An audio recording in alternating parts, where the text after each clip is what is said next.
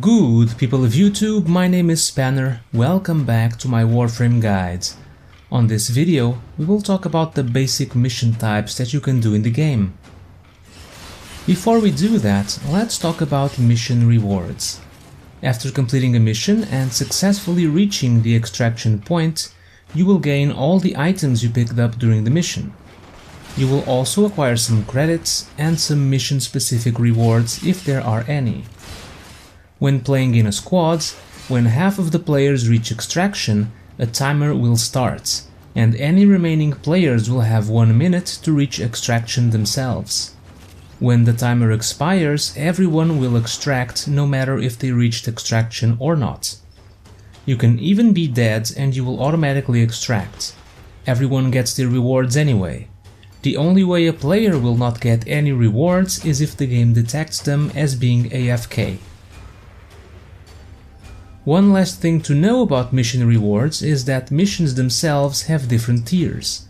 These tiers determine the rewards that you can acquire. The rewards can also change depending on the planet where the mission is located.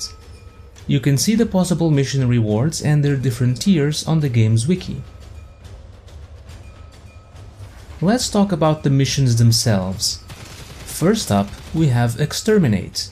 This is a pretty simple mission. All you have to do is kill a certain amount of enemies and then run to extraction. Next, we have Capture. This mission involves taking down a specific enemy by damaging it and then capture it. After noticing the players, the target will run away and attempt to escape. If they manage to reach a certain room within the level, they will successfully escape and the mission will fail. We also have rescue missions. On these missions, you are tasked with rescuing a hostage held within a prison cell. After opening the door to the prison complex, you will have to enter the cell block itself. Then you will need to open each cell until you find the prisoner. After entering the prison complex and before finding the prisoner, if you're detected by the enemy, a timer will start. When it reaches 0, the prisoner will die and the mission will fail, so be sure to move quickly if you're detected. After rescuing the prisoner from their cell, you just need to reach extraction without them dying. If the hostage dies, they can be revived like a normal player. You can even give them your secondary weapon and they will be able to attack enemies with it. Next, we have Spy missions. These missions will task you with infiltrating 3 data vaults and hacking a special console over there. During regular spy missions, you'll need to at least hack 1 data vault successfully, but there are missions where you need to hack 2 or more. You'll have to attempt all 3 though before extraction becomes available. For each data vault that you successfully hack, you will gain a reward. During the infiltration process, if you're detected by an enemy or defense, a countdown will start. When it reaches 0, that data vault will no longer be accessible. If you're detected inside all of the 3 data vaults, the mission will change into an Exterminate mission.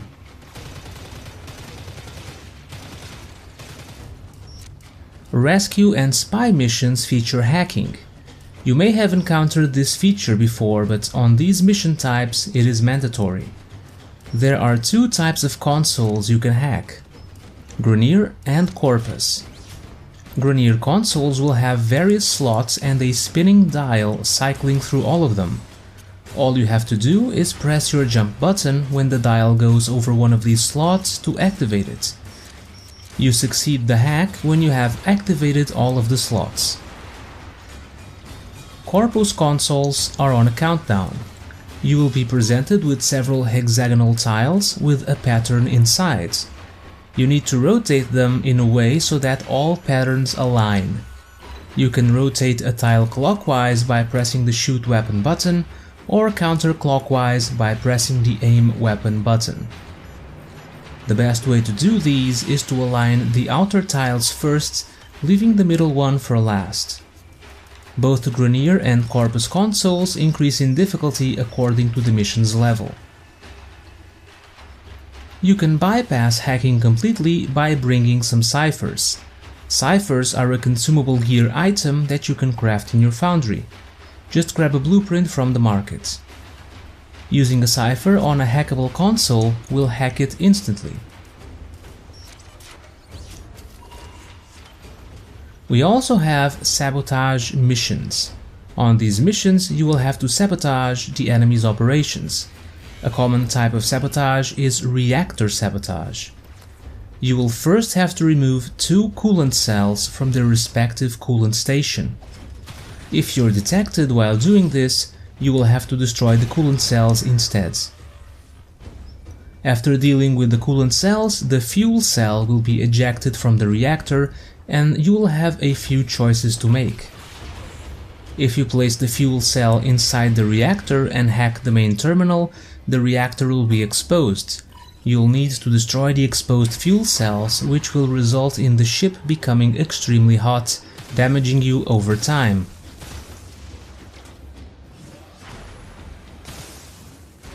Your next objective will be a console that you must hack to open a blast door, so that you can reach extraction and end the mission. If, instead of placing the fuel cell inside the reactor, you place a coolant cell instead, after hacking the reactor terminal, you will have to protect the reactor from enemies. After this reactor defense ends, the ship will be frozen and you can proceed to extraction.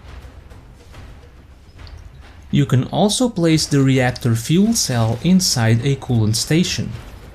After hacking the reactor terminal, you will then have to defend it against enemies. After the defense is complete, magnetic anomalies will appear all throughout the map. These will pull you towards them and drain your energy. To finish the mission, just hack the console that controls the blast door and head to extraction. There are other sabotage mission variants, but I won't be covering them here. I talked about this one since it's the most common one, and there are different ways to complete it. The other variants are either simpler or can only be found on one planet. One last thing to know about sabotage missions is the existence of 3 special caches per mission. These are optional objectives that are hidden across the map and will grant you extra rewards at the end of the mission. Caches are basically lockers that glow with a white light. If during the mission you hear a low humming sound, that means one of them is close by. On mobile defense missions, you will have to take a data mass with you and insert it into several terminals. After the data mass is inside a terminal, you will then have to protect it for some time. When the timer reaches 0, the data mass is ejected and you can take it to the next terminal.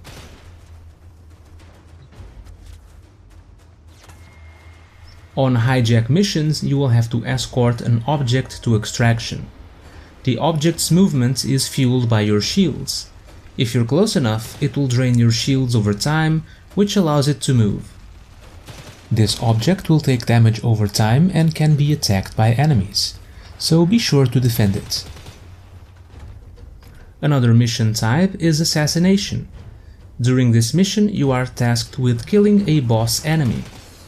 Bosses are unique enemies which are stronger than normal and most of the time will feature unique mechanics that you will have to learn in order to beat them. Next, we have 5 mission types which are qualified as endless. These are missions that, after the initial objective is completed, you may continue for further rewards. The enemy level will increase the longer you stay. These missions are defense, interception, survival, and excavation. On a defense mission, you must prevent the objective from being destroyed by the enemy. You must survive 5 enemy waves to complete the mission. At the end, you may choose to extract or continue to defend the objective for 5 more waves. On an interception mission, you must capture and hold 4 points in order to intercept enemy transmissions. To win, you must reach 100% control before the enemy does. There are 4 points, A, B, C, and D, which start under enemy control. The points will appear in red on your map. To capture a point, just enter its control area and you will start the capture process. First, the enemy control is lost, turning it into a neutral point, shown in white on your map. When you finally capture it, it will be shown in blue on your map, and you will start gaining control points from it. If during capture enemies enter the point's control area, the capture process will halt. This is called a conflict state. You must kill all enemies inside the point's control area in order to continue the capture process. When you reach 100% control, just kill the remaining enemies and you will win. You can then take your rewards and leave, or you can continue playing for another round. On survival missions, there is a life support mechanic. To start the mission, you must hack a console at the beginning. This will open up the rest of the map and the oxygen will start draining. You can see the life support percentage on the left side of the screen. There is also a timer. Extraction will be available when this timer reaches 5 minutes. For each 5 extra minutes that you survive, you will be granted an extra reward. During the mission, you will have to balance surviving the enemy onslaughts with keeping your life support up. Life support can be added by picking up the life support modules that enemies may drop when killed. These restore a small percentage of the total life support. The Lotus will occasionally drop off larger life support capsules. These will appear throughout the map and need a player to activate them. When activated, they will restore 30% life support. The longer you stay in a survival mission, the more you'll need to be conservative of life support capsules, so try not to activate them when you don't get their full effect. You'll need all you can get. If life support reaches 0 and extraction is not available yet, the mission will fail. If extraction is available, the mission will stop and you must reach extraction. Your shields and health will start draining during this time. We also have excavation missions. During these missions, you will have to activate excavators. These are activated just by entering their radius.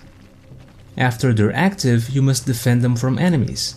Each excavator will finish the excavation process in 100 seconds, but they will need power to do so.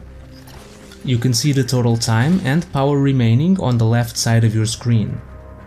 If an excavator loses power, the excavation process will be paused until you restore it.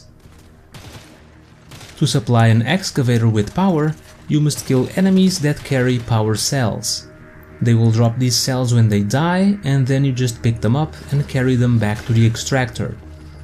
Each cell restores 20 seconds worth of energy to the excavator and will restore its shields.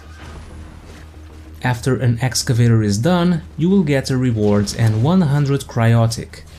This is a special resource only available from excavation missions.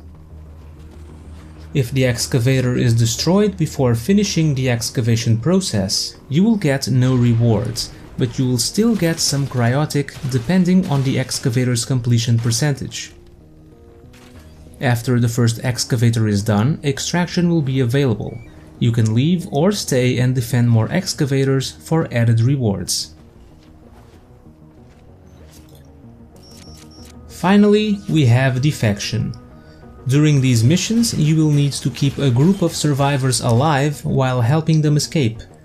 These survivors will be constantly attacked by infested and will also lose health over time, but there are ways to heal them. You will start the mission with one point, Point A. This point is where the survivors will go when they spawn. In this point, there is a device that heals the survivors in exchange for power. You can find and pick up power cells just like in excavation missions to boost the power of these devices. The survivors will stop at the point until you tell them to move, which makes them head towards extraction.